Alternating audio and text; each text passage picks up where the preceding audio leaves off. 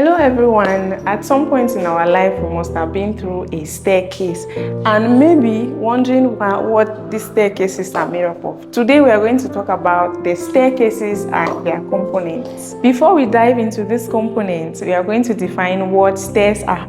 Stairs are actually structural elements of a building that help us to move from one level or one floor of a building to the next. That being said, let us dive into our stair components.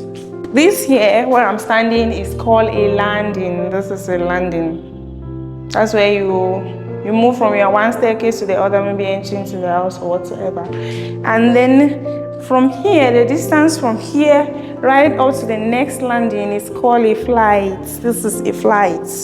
Brrr, a flight. This other one from that way to this way is called a flight too. Or we can call them flights. Every component here, all these components here are called railings. These are railings.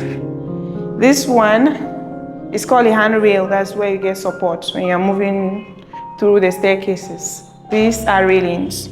These are actually balusters. Then we have upper, lower, and upper balusters.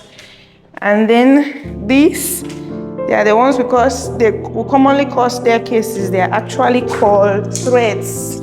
These are threads. And then the distance from one thread to another is called a riser. This from one thread to the next is called a riser. This is a riser. Here we call them, they are skirtings. These are skirtings. They are used against maybe moisture, protection from. That is all we have for today.